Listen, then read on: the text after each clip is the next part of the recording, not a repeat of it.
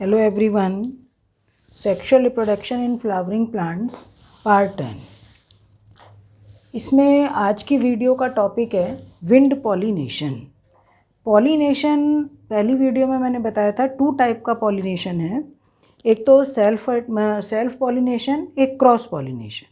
ठीक है, self pollination का कैरेक्टरिस्टिक फीचर क्या क्या उसके अंदर मतलब फ्लावर के अंदर क्या क्या कंडीशन होनी चाहिए कि सेल्फ फर्टिलेशन हो जाए। पर अब क्या बता, अब इसमें हमें क्या पढ़ना है, क्रॉस पॉलिनेशन का भी 2 टाइप का था, abiotic agencies, biotic agencies.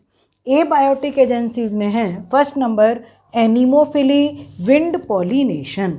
Anemophily का मतलब पॉलिनेशन बाय विंड, और दूसरा ये जो विंड पॉलिनेशन है नॉन डायरेक्शनल, क्योंकि विंड जिस भी तरफ चलेगी कोई डायरेक्शन तो है नहीं, नॉन डायरेक्शनल है और वेस्टफुल प्रोसेस है।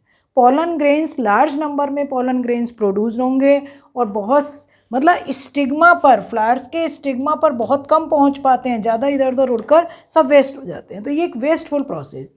अब दूसरी चीज़ ये है कि जो विंड पॉलिनेटेड फ्लावर है उनके क्या क्या कैरेक्टरिस्टिक फीचर होने चाहिए।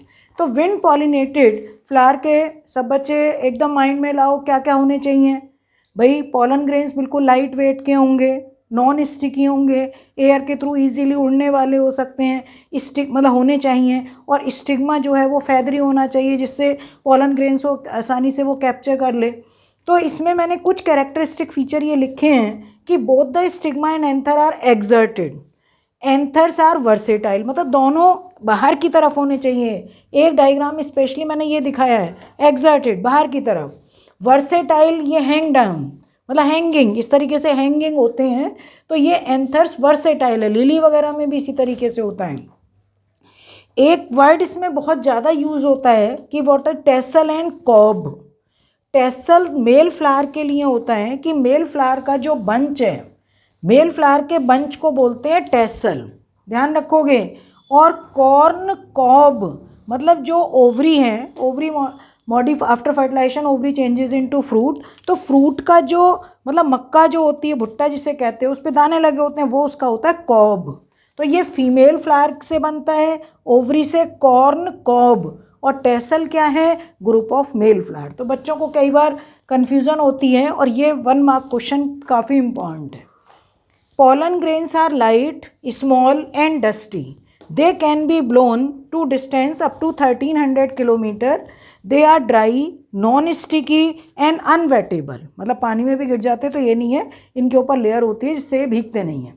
Stigma is hairy, feathery और branched to catch the wind born pollen grains. तो ये मैंने तुम्हें पहले ही बता दिया है कि ये इसका, अगर मान लो फीमेल फ्लावर को हम लेकर चल रहे हैं तो ये स्टिग्मा बीच में स्टाइल, और ओवरी ओवरी किस में कन्वर्ट हो गई है, कॉर्न कॉब में। अब तुम देखते हो कि भुट्टे के अंदर जो ऊपर मतलब किसी ने अगर कच्चा भुट्टा देखा है तो ऊपर वाइट कलर के बहुत सारे जो थ्रेड होते हैं तो वो क्या होते हैं, उसके स्टिग्मा। अगर कोई फीमेल फ्लावर में मतलब तुम लोगों ने मेज को ग्रो किया है और फीमेल फ्लावर निकला है तो उसके स्टिग्मा को शुरू से काट दो। काटने पर क्या होगा, पॉलिनेशन नहीं होगा। पॉलिनेशन नहीं होगा तो कॉब तो बनेगा पर उस पर एक भी दाना नहीं बनेगा। भुट्टा जब छीलते हैं कि अंदर से खाली निकला है, दाने कम हैं, तो वो तो उनका डिवीज़न है, पर उसके अंदर एक भी दाना नहीं बनेगा। और कौन सा ऐसा मतलब और कौन सा तुम नाम बता सकते हो जिसका हम स्टिग्मा यूज़ करते हैं, तो तुम्हारा आंसर होगा क्रोकस, केसर।